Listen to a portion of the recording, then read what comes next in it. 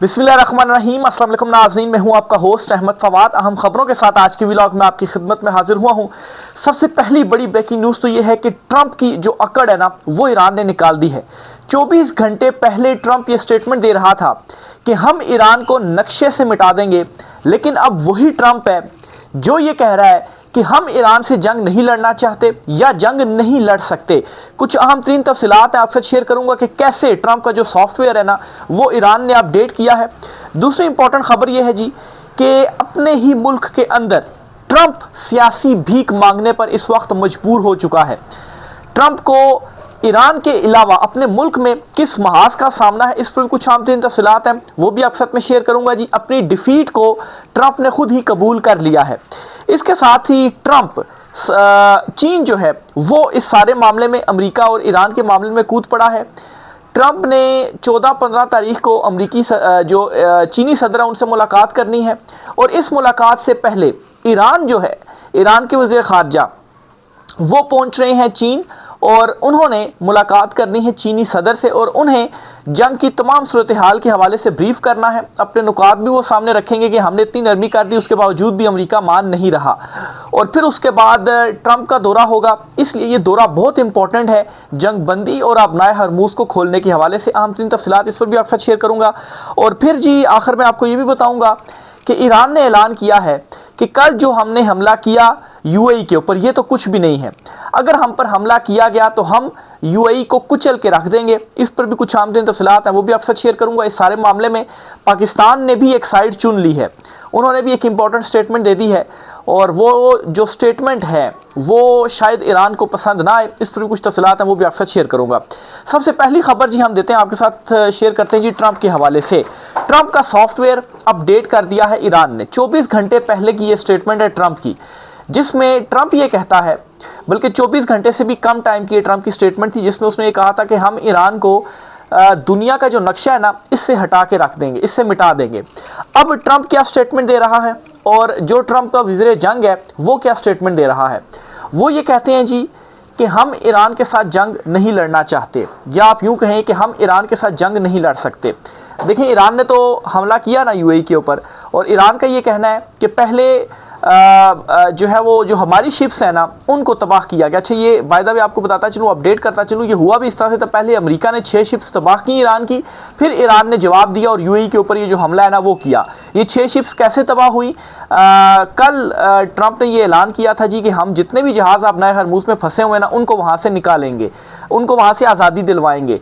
तो ज़ाहिर सी बात है, वो तो जो ईरान वाली साइड थी उसमें फिर जो अमरीकी बहरिया थी उसको घुसना था, तो उन्होंने वहाँ पर घुसने की कोशिश की, और इसी तरह से फिर क्या हुआ, ईरान ने वार्निंग्स दी, मिसाइल्स वगैरह, ड्रोन्स वगैरह मारे, और फिर अमेरिका की जानिब से भी ये किया गया कि उन्होंने जाकर जो 6 शिप्स थी वो तबाह की, और फिर उसके बाद ईरान ने ये जवाब दिया और जो हमला है ना वो यूएई पर किया। और इस हमले के बाद भड़के मारी गई ट्रंप की जानिब से, लेकिन अब ट्रंप क्या, वो हाथ बांध कर पीछे खड़ा हो गया है, और कोई स्टेटमेंट्स तो वो दे रहा था, लेकिन अब उसका सॉफ्टवेयर अपडेट हो चुका है, और कोई भी हमला ईरान के ऊपर अब नहीं किया जाएगा। और ये स्टेटमेंट दे दी है अमेरिकी वज़ीर जंग ने भी, और ट्रंप जो खुद भी ये स्टेटमेंट दे रहा है, और उसको भी मालूम है कि चीन का दौरा आगे सर पर आ गया है, ये बहुत ज़्यादा इंपॉर्टेंट है, उससे पहले कोई गड़बड़ नहीं चाहिए।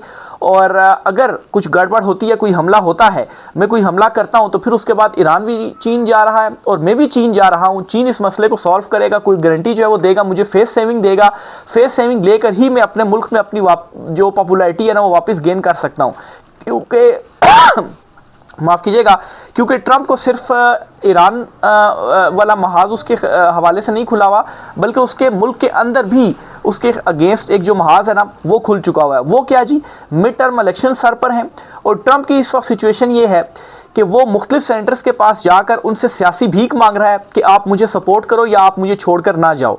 क्योंकि मिड टर्म इलेक्शंस में क्या होना है, इस टाइम जो अमेरिकी जो सेनेट है ना, पाकिस्तान में तो हम सेनेट और कौमी असम्बली कहते हैं ना, तो अमेरिका में लोअर हाउस अपर हाउस। तो समझाने के लिए आपको बताऊं कि जो अमेरिका की सेनेट है ना, उसके इलेक्शंस होने हैं नवंबर में।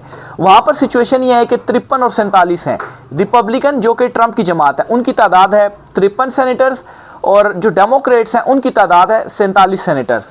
तो सिर्फ 4 सेनेटर्स आगे पीछे होने हैं, तो ट्रंप की जो मेजॉरिटी है ना वो खत्म हो जानी है। और जो इलेक्शंस होने हैं ना वो 33 सीटों के ऊपर होने हैं। तो 33 सीटों का मतलब ये है कि 33 में से अगर 20 भी जीत जाती है जो डेमोक्रेट्स हैं, तो फिर उसके बाद उनकी जो नशिस्तों की तादाद है वो ज़्यादा हो जाएगी। और अगर ऐसा होता है, ट्रंप मिड टर्म इलेक्शन हारता है, उसकी अक्सरियत ख़त्म होती है कांग्रेस में, तो फिर क्या होगा, वो कोई कानून साजी ही नहीं कर पाएगा। यानी कि आप एक हाउस से तो पास करवा लेंगे, सेनेट में आप कैसे पास जो है वो करवाएंगे। तो इसलिए जी ट्रंप अब मजबूर हो गया है और वो बाकायदा तौर पर कुछ सेनेटर से मुलाकातें भी कर रहा है, उनसे भीख भी मांग रहा है कि हमें छोड़ कर ना जाए, हमारा साथ दें। ज़ाहिर सी बात है, जो वहाँ जिनकी एक मकबूलियत है, या कुछ सेनेटर ऐसे होते हैं जो आज़ाद होते हैं लेकिन बाद में आपकी जमात को आकर ज्वाइन कर लेते हैं, क्योंकि उनके साथ बरह रास्त आवाम जुड़ी होती है, आवाम खड़ी होती है, उनको जो वोट हैं वो पढ़ने ही पढ़ने होते हैं, वो पक्के सेनेटर्स होते हैं। तो ये अब ट्रंप जो है वो जाकर कर रहा है अमेरिका के अंदर, वो मुलाकातें भी कर रहा है और कह रहा है जी कि उसको जो सपोर्ट है ना वो चाहिए। अब ट्रंप कोई बयानिया पब्लिक में जाकर क्यों नहीं बना रहा, अब आकर कहे ना ट्रंप कि मैं ये जीतूंगा, जिस तरह से उसने पहले अभी लास्ट जो इलेक्शन लड़े और उसने वो जीते, वहाँ पर वो इस तरह की स्टेटमेंट्स दे रहा था, तो अभी क्यों नहीं दे रहा। उसको खुद को मालूम पड़ गया है कि उसकी जो पॉपुलैरिटी है ना, जो अमेरिकी सदर की इस वक्त रेटिंग है ना, वो इतनी गिर चुकी है कि माजी के जितने भी सदूर रहे हैं ना अमेरिका में, उनकी इतनी जो पॉपुलैरिटी है वो गिरी नहीं जितनी ट्रंप की इस वक्त गिर चुकी है। तो उसको ये बात मालूम हो चुकी है और यही एक बड़ी रीज़न है कि वो अब ईरान के ऊपर हमला नहीं कर सकता। अगर वो ईरान के ऊपर दोबारा हमला करता है ना, तो फिर रही सही जो कसर है ना वो भी उसकी निकल जाएगी। और अवाम ऑलरेडी ट्रंप को गालियां निकाल रही है, अमेरिकी अवाम के, भी आपको ये जंग नहीं लड़नी चाहिए थी, हमला जो है वो नहीं करना चाहिए था, अरबों डॉलर्स आप जो है वो हमारे डबो रहे हैं, हम टैक्स पेयर का जो पैसा और किसी की जो जंग है वो आप लड़ रहे हैं। तो ये अमेरिका के अंदर जो बयानिया ना वो ट्रंप के अगेंस्ट बन चुका हुआ है। तो इसलिए जी दो महाजों पर, और दोनों महाजों पर ट्रंप को शिकस्त हुई है। ईरान के मामले पर भी 24 घंटे पहले की ट्रंप की भड़के देख लें और 24 घंटे के बाद क्या हुआ, कुछ भी नहीं हुआ। 24 घंटे के बाद सिर्फ इतना हुआ कि अमेरिकी वज़ीर जंग आकर ये कहता है कि हम लड़ना ही नहीं चाहते या लड़ नहीं सकते ईरान के साथ, और दूसरा ट्रंप आकर ये कहता है कि हमने चीन के साथ मामलात बिगाड़ने नहीं है, उनसे लड़ना नहीं है, बल्कि उनके साथ मिलकर चलना है। अब ट्रंप ये स्टेटमेंट क्यों दे रहा है? ट्रंप ये स्टेटमेंट इसलिए दे रहा है कि चीन ईरान और अमेरिका के दरमियान जो सालसी है वो ना सिर्फ करवाएगा बल्कि जो गारंटर है वो भी होगा। और इससे पहले अगर कोई गड़बड़ होती है ना तो ये ट्रंप के लिए फिर अच्छा नहीं होगा। ट्रंप को एक फेस सेविंग चाहिए जो कि ईरान चीन के जरिए ट्रंप को फ्राहम कर रहा है। अब ईरान जो विजिट करेगा चीन का, वहाँ पर वो ब्रीफिंग देंगे, अपने जो पॉइंट्स हैं वो सामने रखेंगे, फिर ट्रंप वहाँ पर पहुँचेगा और फिर उसके बाद ऐसा लगता है कि अबनाए हरमुज और ईरान अमेरिका वाला जो मामला है ना वो किसी किनारे लगेगा। बहरहाल यूएई की जानिब से भी कोई हमला नहीं किया गया, जो कि मैं समझता हूं कि अच्छी खबर इसलिए है कि यूएई का बनता है कि वो हमला ना करे। पहले ईरान के ऊपर हमला हुआ, फिर ईरान ने रिटेलिएट किया और जवाबन ये जो हमले हैं ना वो किए हैं। साथ ही साथ यूएई ने ये ऐलान भी कर दिया है कि अगर हमारे ऊपर हमले किए जाते हैं ना तो ये तो कुछ भी नहीं है, ये जो हमने कल यूएई पर हमला किया ना ये तो कुछ भी नहीं है, तो कुछ मिसाइल्स और ड्रोन हमने मारे हैं, हम यूएई को कुचल कर रख देंगे, उससे हम जो धमकियां आप हमें दे रहे हैं ना ये आप अपने ऊपर लागू करें और हम यूएई के साथ ये जो सारा मामला है ना वो कर देंगे। तो इसलिए भी मैं समझता हूँ कि शायद ट्रंप को ये हुआ होगा कि वाकई यूएई ये कर देगा। एक कोशिश तो की ना ट्रंप ने कि पहले नारा लगाया जी कि मैं वहाँ से सारी जो शिप्स है ना वो आज़ाद करवाऊंगा। भी कैसे आज़ाद करवाओगे, ईरान के कंट्रोल में है वो सारा रास्ता अबनाए हरमुज का, वहाँ से वो शिप्स गुजरने नहीं दे रहा, आप अब बदमाशी करें, नहीं हम गुजरने देंगे। आप वहाँ पर आगे गए हैं, उनकी 6 शिप्स तबाह की हैं, फिर ईरान ने भी जवाब दिया, आपकी भी शिप्स तबाह हुई और यूएई के साथ जो उसने किया तो मजबूरन आपको पीछे जो है वो हटना पड़ा। तो ये जी इस वक्त यूएई और ईरान के मामले के ऊपर इंपॉर्टेंट जो अपडेट्स हैं ना वो सारी चल रही हैं। इसके साथ ही जी ईरान के अहम लीडर हैं जी, उनकी जानिब से ये स्टेटमेंट दिया गया है कि अबनाए हरमुज का जो हल है ना वो कोई मिलिट्री हल नहीं है। यहाँ पर मैं कहूँगा कि ये इमरान खान साहब वाली बात है। इमरान खान साहब ये कहते हैं जी कि किसी भी मसले का जो हल है ना वो मिलिट्री हल नहीं होता, मिलिट्री हल की तरफ आप ना जाएं। ट्रंप ने रात को यही करने की कोशिश की अबनाए हरमुज पर, उसको लगा कि जिस तरह से उसने बाकी ममालिक में किया वो यहाँ पर भी करेगा। और खैर एक तजर्बा ट्रंप को हुआ भी, जो ग्राउंड पर उसने एक ऑपरेशन किया था अपने वो जो पायलट्स को बचाने वाला एक सारा जो किस्सा था वो सामने आया था, लेकिन असल में अफजूदा यूरेनियम चुराने की कोशिश थी ट्रंप की, इसीलिए बड़े पैमाने पर वहाँ पर जो हेलीकॉप्टर्स थे, दीगर हथियार वगैरह और सैकड़ों जो फौजी थे वो वहाँ पर पहुँचे। एक पायलट को बचाने के लिए तो ऑपरेशन नहीं था ना, वो साफ नज़र आ रहा था, लेकिन उसको नाम यही दिया गया कि पायलट को बचाने के लिए हमने वो ऑपरेशन किया। बहरहाल जब नाकामी हो गई तो इसलिए ट्रंप ज़्यादा गुस्से में भी हुआ। उसने फिर उस अगले दिन ट्वीट भी की जिसमें ईरानी लीडरशिप को उसने गालियाँ जो है वो भी दी। तो वो असल में गुस्सा यही था कि वो जो ऑपरेशन था ना वो नाकाम हो गया। तो उससे ही ट्रंप को सबक सीख लेना चाहिए था कि वो ऑपरेशन नाकाम हो गया इतने बड़े पैमाने पर, तो ये अब दोबारा वो कोशिश कर रहे हैं, तो इसमें जो कामयाबी हो उसको कैसे मिल पाएगी। ईरान ने ऑलरेडी ऐलान किया हुआ कि हम हर चीज़ के लिए तैयार हैं, हमने अपनी तैयारी मुकम्मल की हुई है और हमारे जहनों में यही है कि ट्रंप कभी भी हमला कर सकता है, इसलिए हम अपनी तरफ से मुकम्मल तौर पर तैयार हैं कि जैसे ही कोई हमला होता है अमेरिका की तरफ से हम उसे मुकम्मल तौर पर जो जवाब है ना वो दे दें। फिर इसी तरह से जी एक और इम्पॉर्टेंट जो डेवलपमेंट है वो भी आपके साथ में शेयर करता हूं जी कि ईरान ने एक और स्टेटमेंट भी दी है और इस स्टेटमेंट में ये कहते हैं कि अगर मज़ीद उनके ऊपर हमला किया गया तो वो ईरान की जो तनसीबात हैं, जो यूएई की तनसीबात हैं, उन्हें निशाना बनाएगा। तनसीबात को ईरान जो निशाना है ना वो बनाएगा। तो मैं ये समझता हूँ कि यहाँ पर अमारात की समझ नहीं लग रही है। मतलब है कि पता नहीं वहाँ पर किस तरह का जो सारा थिंकिंग प्रोसेस है कि अभी तक उनका जो मौक़िफ़ है ना वो एक्सट्रीम लेवल के ऊपर ही है। अब देखें सऊदीया जो है वो पीछे हट गया, कतर ने अपना मौक़िफ़ तब्दील कर दिया, लेकिन यूएई अपना मौक़िफ़ तब्दील नहीं कर रहा। तो अब उनको लेने के देने पड़े ना यहाँ पर।